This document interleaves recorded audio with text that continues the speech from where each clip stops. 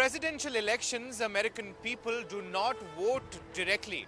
Instead, they choose electors or representatives who actually cast the vote on their behalf for the president.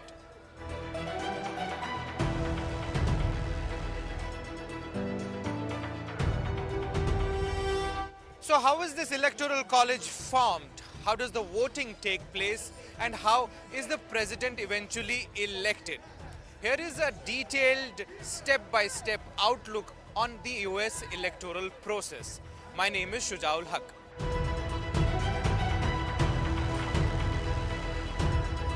There are 538 electors in total, and these are distributed among all 50 states and Washington, D.C., the minimum being 3. So how do these electors come into the picture? Generally, the parties nominate these electors at the state conventions. Some are also voted at the party's central conventions.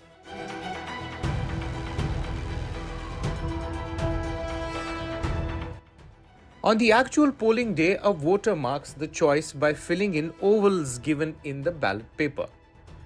Ballot paper generally will have the names of presidential and vice presidential candidates. A glimpse of an early polling station in New York gives us insight into how this happens. The voter comes into the poll site. People at our information desk direct them forward. We have people, line managers here who direct people, and we actually have arrows on the floor because we've had such high volumes, okay? And then the line manager will direct. There are ballot stations over there. There are 6 ballot stations. So those 1, 2, 3, those towers? They're on top of the towers. They have poll pads, which has so you go, you say, the voter gives their address and their name, and the ballot, the inspector checks them in, okay, and by address and name. Sorry, but you don't need any identity verification or any credentials? No, you do not need any ID card.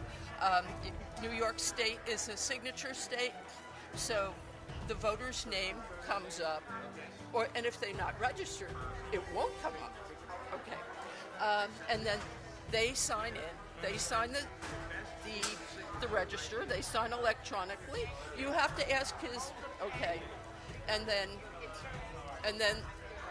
it automatically prints out a ballot for them, okay, and they hand the ballot to the voter in a privacy shield. We can't look at their ballot. It's private. Ballot? What does the ballot have? The names of the candidates? Yes, and they're candidates for the various races, because they're statewide races, local races, and then you turn it over and there are issues on which we vote yes or no. There could be questions, Yes, separate questions. Yes, that pertain to the city. And then they get online for a privacy booth. And right now there are empty booths, but a lot of times they're all taken.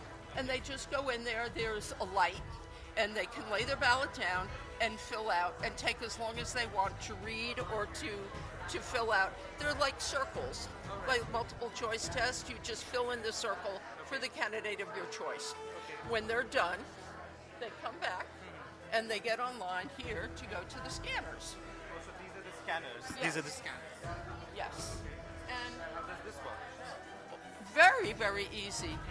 My people direct them to the next available scanner, and the voter slides their ballot into the scanner, and then the scanner will tell them, there'll be a little clock that turns around and it will say voting.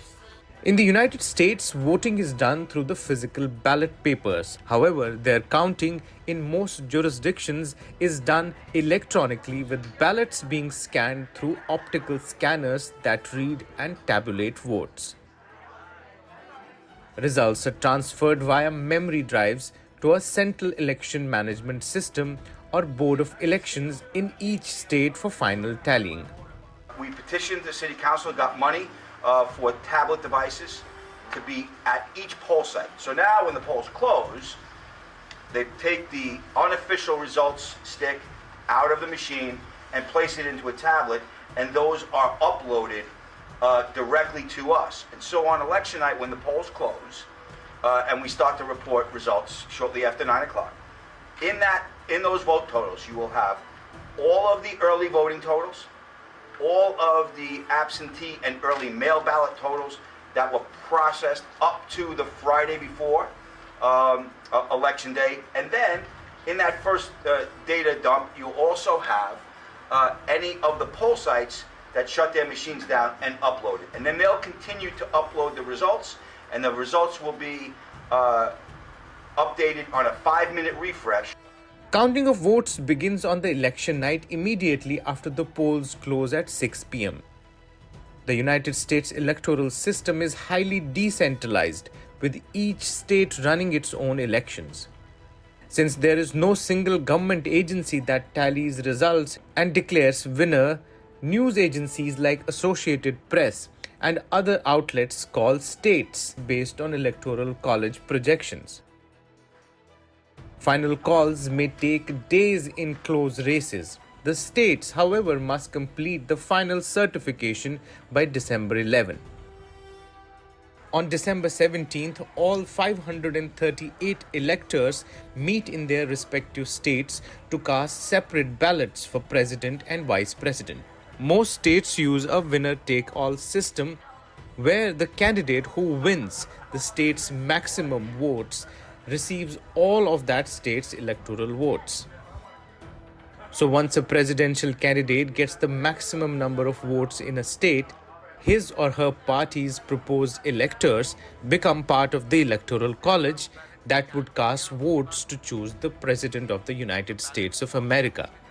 The proposed electors of the losing candidate are simply not appointed or certified. The only exceptions are two states, Maine and Nebraska. They use a unique congressional district method that splits electoral votes. This system can result in a candidate winning the presidency without winning the national popular vote.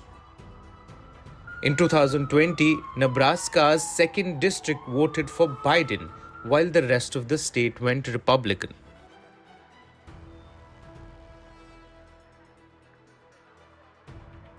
Can an elector go against the state's popular vote?